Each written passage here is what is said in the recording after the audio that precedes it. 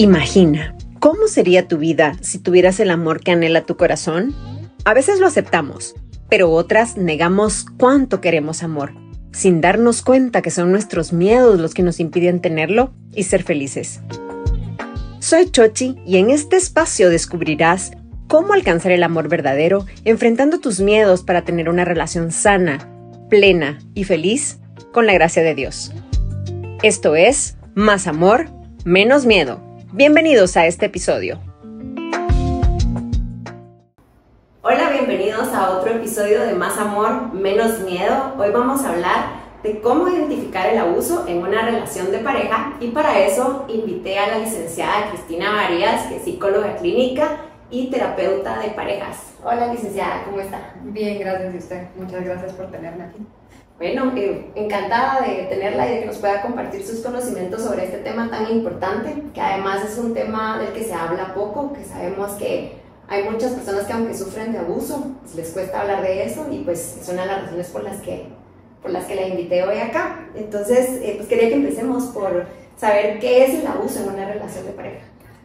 Antes de empezar, solo quería decir un poco que me gusta mucho este tema porque lamentablemente, bueno, en bien y mal, cada vez oigo más este tema. Creo yo que es paralelamente porque las personas ya están dispuestas a hablar más y hay un poco más de recursos y esto plantea un recurso más, entonces me alegra mucho estar aquí.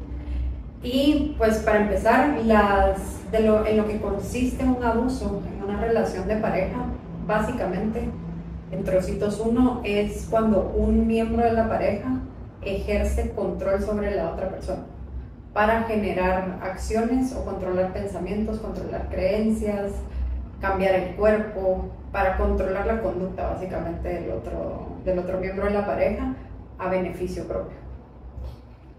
¿Cuáles son los tipos de abuso? Como para tener un poco más visual cómo se ve esto. Los tipos de abuso hay diferentes. Hay algunos conocidos y hay otros que no tanto. El primero, el más conocido creo yo que es el abuso físico, que se refiere a violencia física que puede empezar desde moretes hasta homicidio. Creo que hemos oído muchos casos entre ellos. El abuso psicológico o mental, que lo que se refiere es hacer de menos a la otra persona, hacerla sentir chiquita, que la otra persona sienta que está loca. No sé si alguna vez lo han oído, es muy común. Otro tipo es el económico. Creo yo que ese es el que más normalizado está, porque cuando un miembro de la pareja tiende a proveer o a llevar las finanzas de la familia, cuando se le dice así como no puedes gastar en esto, o se usa de forma de castigo, si se porta mal la otra persona o hace algo que no le parece favorecedor al miembro abusador, se le quitan los gastos, se le quita la tarjeta de crédito, se controla, se empiezan a revisar las finanzas poco a poco, se castiga por los gastos. Entonces estamos el físico, el mental, el económico, y también está el emocional, que ya se va directamente a hacer a la persona sentir muchísimo miedo, el estar constantemente tratándose de proteger, y a partir de ahí salen muchos otros tipos, pero esos son los básicos. Los generales. ¿Qué características son las que se pueden remarcar o cómo podemos identificar las características del abuso en una relación? Para mí, como yo siempre empiezo a ver, es cuando las personas, aquí hablo de hombres y mujeres porque no es solo, creo que tenemos esta creencia generalizada que es mucho más a las mujeres, que estadísticamente sí, pero también caben los hombres en este caso, entonces solo voy a hablar de las personas, pero cuando la persona se empieza a sentir loca, básicamente. Cuando uno como miembro de la pareja piensa que no está haciendo las cosas bien, o que cuando hace las cosas bien igual hay castigo, cuando hay un término que se llama gaslighting, que ha venido últimamente, que es básicamente atacar por dos partes a la persona. La primera es hacer pensar que lo que nosotros estamos diciendo, me invento, es moviste este vaso de aquí a aquí, cuando sí pasó, y la otra persona dice, estás loca, ese vaso siempre ha estado ahí. Eso no es real, está en tu cabeza. Entonces ahí uno se empieza a cuestionar algo que uno de por sí sabe que es real. Y la segunda parte de este gaslighting es atacar a la persona como tal. Por ejemplo, en este caso sería, ya viste, siempre sos así, siempre me cuestionas, siempre haces esto, siempre sos la persona loca que dice que pasan estas cosas, se te olvida.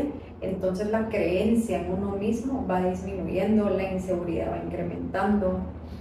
Otra característica es que la persona que está sufriendo el abuso vive en un estado de mucho miedo, de muchísimo miedo por lo que vaya a provocar o cómo la otra persona vaya a reaccionar.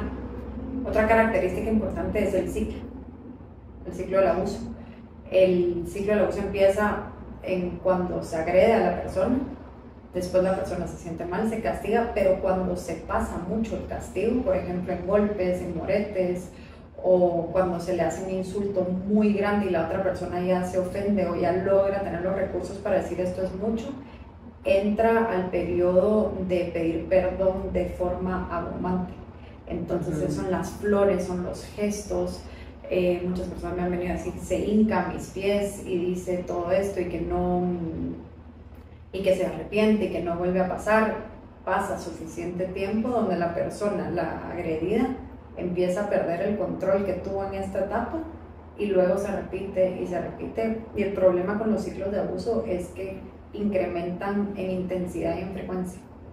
Entonces muchas veces la gente empieza con no fue tanto, tal vez solo se enojó, no fue muchísimo, pero al no detener estos ciclos inmediatamente solo incrementan. Estoy segura que muchos hemos visto casos a nivel personal de este asunto. Otra característica importantísima, para mí esta es de las que son más fáciles o menos difíciles de detectar, es que separan mucho a las personas de sus redes de apoyo, familiares, amigos, trabajo, van cortando herramientas. Yo siempre digo que está el ciclo y toda la persona y todas las cadenas que nos ayudan, todas nuestras esferas de vida.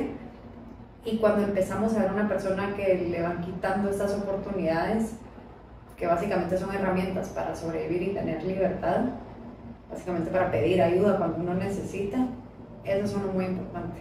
Los separan de familiares, critican familiares, de amistades, ya no dejan salir, se castiga el salir con más personas, con tener vínculos con otras personas.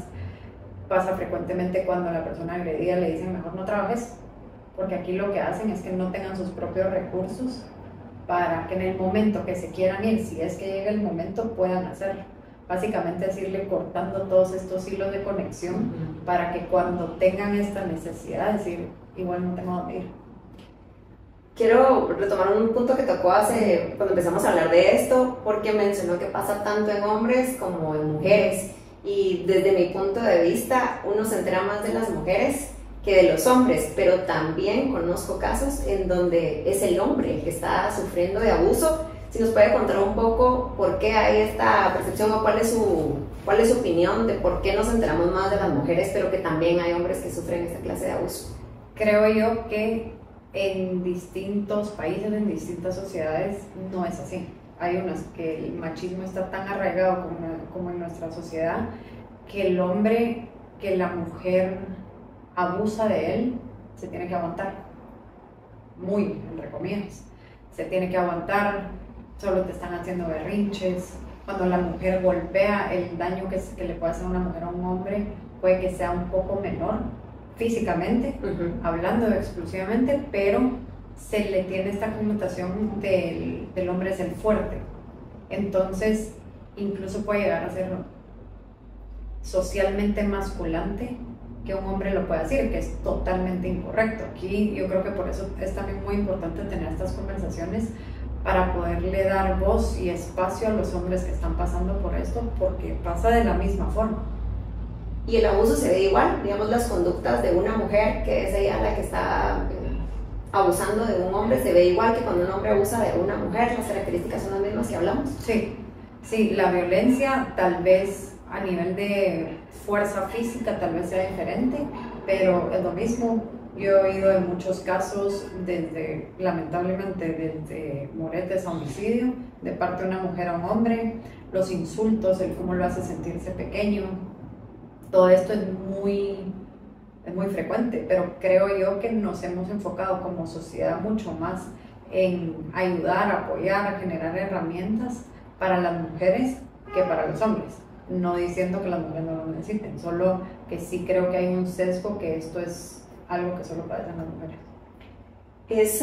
Porque es difícil identificar que se está en una relación de abuso, porque pues muchas veces, desde mi experiencia y mi perspectiva, es hasta que se llegan a puntos críticos que las personas empiezan a tratar de salir, pero pues el abuso se va, ¿cómo va funcionando? Se va prorrogando, se va incrementando en el tiempo, empieza en un nivel y sube, o ¿por qué es difícil? ¿Y por qué es difícil identificarlo? Para mí la parte clave es decir esto. Cuando una persona viene acá y me dice, mira, todo esto está pasando y me empiezan a escribir lo que estamos hablando ahorita, viene con la siguiente frase: por tonto, lo acepto, por sonso, por baboso, por mula, por lo que sea, pero la culpa la tiene metida, es interiorizada. Es muy raro que alguien venga a decir, es más, nunca lo he vivido, que alguien venga a decirme, mira, están abusando de mí de esta forma, el agresor es él. Porque todo es un proceso. Empieza un agresor siempre bajando el cielo y las estrellas. El agresor no llega a la primera cita a decirnos, a insultarnos. Qué fácil sería. Sería facilísimo, eso es lo que le digo a la gente. No nos encanta sufrir para decir, con esta persona me quedo si así me trata, sino que es progresivo y muy lento. Y también circunstancial. Por ejemplo, yo conozco muchas personas que a lo largo del noviazgo fueron tratadas como princesas o tratadas como reyes, y el día de la noche de boda todo cambia. Porque tienen que hacer esta pantalla, que regresando un poco a esto, al bajar el cielo y las estrellas, hay algo últimamente a nivel social que se llama love bombing. En love bombing lo que es básicamente es cuando una persona llega y tira regalos y da una cantidad de gestos que uno hasta siente raro, que dice así, es mucho. Son viajes, son atenciones sobremesuradas, regalos, todo es muy exagerado. Y muchas veces yo oigo a las personas que ya vienen a una relación, en el momento de abuso, y me dicen desde el principio, a mí algo me parecía raro. Entonces, cuando eso parece raro, hay que confiar en su intuición de decir, es extraño. Paralelamente también existen las otras personas que por todo el pasado de tal vez un maltrato directo, cuando viene esta persona a hacer así, con estos gestos y detalles y atenciones, es como un oasis. Entonces empieza todo este proceso con un enamoramiento bárbaro, porque aquí lo que es necesario para el proceso de abuso es que haya un vínculo y una confianza total, porque entonces cuando la persona empieza a agreder, la otra persona ya está enganchada. El miembro agredido ya está enganchado, ya está enamorado o enamorado, ya está metido en la pareja, ya hay promesas, incluso ya hay matrimonios que son muy rápidos. A mí algunas de las cosas que me llaman la atención es cuando quieren como establecer ese compromiso muy muy rápido, en cuestión de un mes, 2 meses. Siempre me levanta una alarma de decir, ¿cuál es la prisa? En ese sentido, porque lo que buscan es enganchar lo más rápido posible para que a la hora de agredir no se vayan. Me da curiosidad si todos estos son procesos conscientes o más o menos cómo va funcionando, porque obviamente se escucha acá como una parte como estratégica, ¿verdad? De provocar este enamoramiento e incluso querer acelerar tanto la relación. ¿Qué cosas podrían irse viendo al inicio que puedan darle luces a las personas que están empezando una relación de que podrían estar ante una... Por supuesto que tampoco queremos que todo el mundo ande con miedo después, sí, no. Pero ¿verdad? Porque tampoco se trata como de generalizar cada uno de estos gestos, sino que como cuáles son las banderas rojas que se pueden ver de que puede potencialmente convertirse en una relación de abuso. Yo creo que es importante lo que está diciendo, porque muchas veces cuando nosotros tenemos estos recursos de información, escuchamos una característica y la sobrepatologizamos y decimos hasta yo soy abusador, cuando no es así. Tenemos que tener el conjunto de características, no absolutamente todos, pero como cualquier criterio diagnóstico tiene que cumplir con la mayoría de características. Entonces no solo basarnos en una, pero mucho de esto es la falta de empatía, La falta de empatía se ve, por ejemplo, en relaciones donde el diálogo es muy unilateral. Se trata de mí, yo cuento mi día, y cuando la otra persona trata de hablar, trata de contar un poco de su día, se anula un poco. Al principio no es tan directo y tan agresivo, tan literal, sino es más como descarto tu opinión, no te pido tu opinión, no pregunto tu trabajo, no me interesa tu familia, todo es de mi lado, tus amigos no me interesan, como ver que es como un show, que el protagonista es una de las dos personas, porque cuando estamos entablando una pareja, obviamente tiene que ser de parte de los dos lados. Entonces, cuando empieza a sonar esto de no me pregunta nada, no se interesa en mí, ahí cuando tenemos esa vocecita interna es importante notarla. El love bombing, esto que estamos hablando, cuando agreden a otras personas, por ejemplo, si estamos en una reunión social de trabajo, lo que sea, y está muy bien, todo de cara, y está perfecto, muy política la persona, y en eso nos vamos y comienzan a sacar este lado completamente diferente, donde uno empieza a ver que no es genuino, el lado que mostró. Entonces ahí uno ya puede empezar a ver como que tiene esta capacidad, los valores que tenga le dan para que haga esto, el que ponga de menos a otras personas. Esto lo digo porque muchas personas dicen que los narcisistas o las personas que tienden a usar no son buenos con los animales. Mentira, sí son, entonces que esa no sea una banderita roja, pero como este sentimiento generalizado de sentirse inferior al otro, porque también hay estas ideas de grandiosidad. Por ejemplo, podemos oír a la otra persona decir, mencionar cómo otras personas en su círculo son muy inferiores a ellos. Yo me acuerdo que oía a una persona en un video hablar, es un narcisista diagnosticado, y decía la forma más concreta de saber si alguien es narcisista o no es preguntar, ¿tú crees que hay gente que es inferior y hay gente que es superior? Y que la respuesta, si es un sí contundente total, a nivel de cómo se miden las personas, que es una buena forma de ir viendo, porque una persona que no es narcisista no tiende a pensar en estas diferencias tan grandes. Yo regresaría mucho a cómo me siento yo. O sea, si yo siento algo que no está, que hay un off ahí, es algo que uno tiene que ir revisando. Me gustó algo que mencionaba, ¿verdad? Que no es solo de ver un elemento y decir, porque una de las cosas que percibo, y para mí es difícil decir esto porque yo también subo contenido en las redes, pero siempre pues un tip que doy o una herramienta que doy es solo eso, no es el universo de todo lo que se trabaja o lo que se ve en una relación. Pero me gustaba lo que decía porque hay mucho contenido justamente sobre el narcisismo, sobre el abuso, y sí me parece que se generaliza una sola conducta para etiquetar a las personas. Entonces, ¿qué sugeriría usted que hace una persona que tiene esa duda para no ponerse a buscar solo contenido en internet que le dé un diagnóstico? ¿Qué es lo que usted recomienda? Que no vayan a Mr. Google. Lo que yo recomiendo, obviamente desde esta posición, es ir con una persona especialista que pueda trabajar a través de todo esto, porque siempre existe el contexto. En psicología tenemos una maña muy, muy desesperante, que nos preguntan cualquier cosa y la respuesta tiende a ser depende, y es porque ningún caso es igual. Entonces, si pueden buscar ayuda, hay páginas en internet donde ponen números de contacto, donde dan otros recursos para ir leyendo, ver desde diferentes perspectivas, pero si está esta creencia, yo diría buscar ayuda profesional. Ahorita me surgió un punto, ¿cómo se siente en general la persona que está siendo víctima de abuso?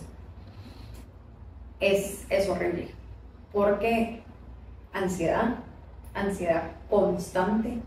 Yo he visto fotos de antes y después de estar en una relación de abuso psicológico, de abuso económico, no estamos hablando exclusivamente del físico, sino de todos. La gente se ve físicamente demacrada, porque es un malestar generalizado en todas las esferas. Entonces hay ansiedad constante, tiende uno a pasar por insomnio, mucho miedo, sensación de inferioridad, más callado de alguna forma, no si una persona es introvertida o no, sino si antes de esta persona existía una personalidad extrovertida y la personalidad se siente que ha cambiado. Muchas veces amigos o familiares cercanos reflejan esto, así de no te veo bien, ¿qué está pasando? Más chipe. Muchas enfermedades se ven reflejadas en el cuerpo también. Entonces creo yo que esta sensación de intranquilidad generalizada y de miedo a cuando la pareja, cuando vayamos a estar expuestos a la pareja, por ejemplo, si nos vamos a montar, si va a llegar a casa, si tenemos que ir a una reunión social, si va a tomar, todo este tipo de cosas y esta ansiedad constante es bueno, yo lo planteo a veces de otra manera, pero me resonó, que digo, cuando no hay paz en la relación, sí. O sea, al final hay miedo constante, hay angustia, solo no hay, y no quiere decir que no haya problemas en las relaciones, ¿verdad? Que también pues volvemos acá al punto de no generalizar todo, porque pueden haber momentos pero entendería que esto ya es una constante y es recurrente, no es algo que pasa a veces en la relación. Sí, porque al final no hay relación sin conflicto, pero es muy diferente si yo trabajo con mi pareja a través de la comunicación, desde la empatía, desde la asertividad, versus que tenga pánico de ir a tener una discusión. Una pareja estable no va a brindar este pánico. Entonces nosotros sí tenemos que ir viendo poco a poco de cómo yo me siento. Para identificar mucho abuso yo siempre regreso a cómo yo me estoy sintiendo, porque parte de lo que pasa en estas dinámicas es que la otra persona logra desconectarnos de nuestra intuición. Porque si imagínense, yo veo que el vaso está aquí, alguien me viene a decir no estás loca, el vaso no está ahí, empiezo a desconectarme y voy perdiendo mucha confianza en quién soy, qué es lo que creo, cómo pienso, mi educación, mi inteligencia, mis valores, mis creencias, todo. Entonces cuando yo siento que estoy flotando, que ya no sé quién soy, que tengo miedo constante, no tengo paz, no sé cómo hablarle a familiares y amigos, siento que estoy muy sola, porque eso pasa también, a través de los patrones de abuso nos quedamos en este silencio, no sabemos cómo decir, porque parte de lo que pasa también es que cuando quiero confrontar a la pareja y decir así, por ejemplo, no me gustó que hicieras esto, viene un castigo mucho más grande y un apachón más grande. Entonces empiezo a pensar que la del problema soy yo. Entonces es muy difícil poderlo verbalizar. Cuando alguien está siendo víctima, entiendo que es difícil muchas veces encontrar el apoyo en su familia o en sus amigos, porque también hay esta percepción de que si alguien sigue en una relación de abuso es porque es tonto o porque no puede o porque tendemos como encima de que la persona está sufriendo todo esto, culpar la incapacidad de la persona de salir de ahí. ¿Cómo puede alguien que está viendo a una persona en esta situación apoyarla en lugar de ponerla en esa posición de decirle, por ejemplo, qué tonto sos, por qué no salís de ahí? Sí, eso se llama la revictimización, porque es víctima, como en primer punto por su pareja, y luego al tratar de hablar, como grupo la victimizamos otra vez en sentido de es tu culpa, por no haber salido antes, por no decir. Entonces creo yo que lo que tenemos que hacer como sociedad es esto, es informarnos, es hablar del tema, porque yo cada vez hablo mucho de esto en mi vida personal, con otros profesionales, y sí he visto un cambio de la información que se tiene generalizada y que ya se ve con mucho más empatía. Entonces, para empezar, si alguien nos viene a contar a nosotros, creer, obviamente dentro de lo racional. A esto me refiero que si es una persona que es mentirosa compulsiva, que acusa falsamente, que tiene un historial, no es no creerle inmediatamente, sino no acusar falsamente, porque también este es otro tema que tenemos que hablar eventualmente, pero es ser muy empático, dar herramientas de ayuda. Algo clave es no confrontar antes de estar listos. Yo creo que eso es por el problema que a muchas personas les cuesta salir tanto de estas relaciones, es porque si yo me doy cuenta, llego a enfrentar o confrontar, el apachón es mucho más alto. cuando no tengo las herramientas para sostenerlo o para irme. Entonces yo a estas personas siempre les digo, trabajemos en silencio, en callado, no por pasividad, sino por estrategia. Y poder ir construyendo herramientas. Algo muy importante es hacer un plan. Yo siempre aconsejo que no se tomen decisiones impulsivas en este momento, porque como la otra persona, el agresor, tiene esta capacidad de ir tropezando planes, de hacer sentir a la otra persona tonta, de limitar y controlar, es mucho mejor ir construyendo en silencio con amigos, familia, trabajos, ayuda psicológica, ayuda psiquiátrica si fuera necesario, y después ya empezar a ejecutar el plan una vez uno ya se sienta fuerte. Entonces, como persona, como par, podemos ayudar desde ahí y no exigir la confrontación o exigir que se vayan inmediatamente, a menos que haya un peligro real a la vida. Ahí sí hay que remover directamente y sin preguntar. Si hay alguien que en este momento que nos está escuchando se sintió identificado con todas estas conductas, que pueda percibir que está siendo víctima de abuso en una relación de pareja, ¿cuáles son los primeros pasos que usted recomendaría que puedan dar? Lo primero es genuinamente este diálogo interno que se puede tener de no, estoy loca, yo me estoy inventando esto, o yo estoy equivocado, no se puede, es creerse, tomarse un tiempo de decir, ¿qué pasa si lo que estoy pensando sí es cierto? ¿Qué pasa si la situación en la que estoy sin efecto es peligrosa y me están agrediendo? A partir de ahí, dependiendo del estado de la relación, si fuera matrimonial, entonces buscar asesoría legal, buscar apoyo en familiares, y si fuera un noviazgo así, empezar a armar este plan para poder seguir.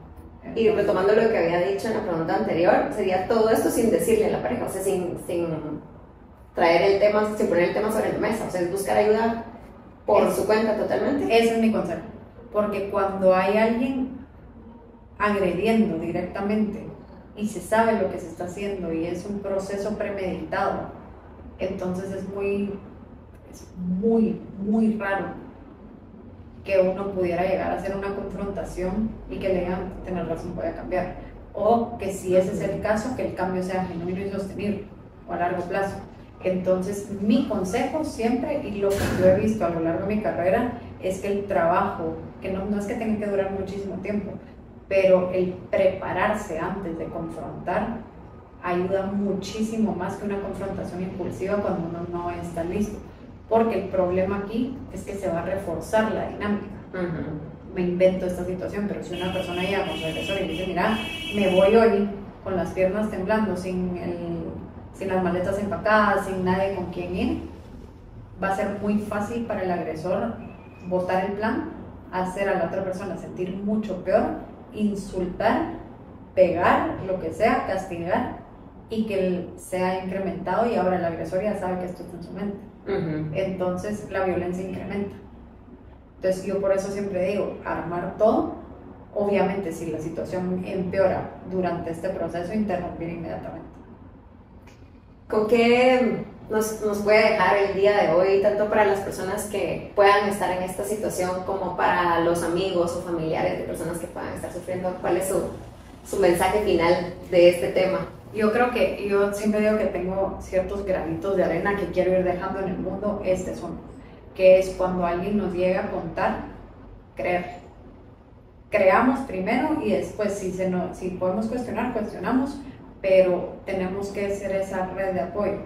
Muchas veces también nosotros vemos a familiares o amigos que toman una distancia significativa y que nos llama la atención. Y yo siempre digo en ese momento que esté el enojo por las razones que sean, pero también no dejar a la otra persona sola, porque esto puede ser una señal de una relación de abuso. Entonces yo siempre digo, si la persona se aleja, que se aleje, pero no romper el vínculo, que sepa que en el momento que nos necesite vamos a estar ahí, ir reforzando y recordando todo esto constantemente. Creo yo que es mucho esparcir este mensaje, de decir que si pasa, educarse. Las personas que sí se identificaron con algo de esta conversación, es seguir indagando, creer mucho, como reconectar con la intuición yo recomiendo desde lo callado antes de poder confrontar premeditadamente. Muchas gracias, licenciada, por haber estado hoy con nosotros y compartirnos su experiencia, su conocimiento y sobre todo este lindo mensaje de difundir esto, de que más personas se enteren, de que lo dejemos de ver como un tabú, sí, sino que lo veamos como una realidad, con la compasión que se merecen las personas que están siendo víctimas de esta situación. Así que muchas gracias y gracias a todos por estar aquí hoy. Nos vemos en el próximo episodio y no se olviden de vivir con más amor y menos miedo. Más allá del miedo, en el amor, hay un sinfín de posibilidades, felicidad, satisfacción y plenitud. Esto fue Más Amor, Menos Miedo, de Misioneros Digitales Católicos. Te esperamos en el próximo episodio.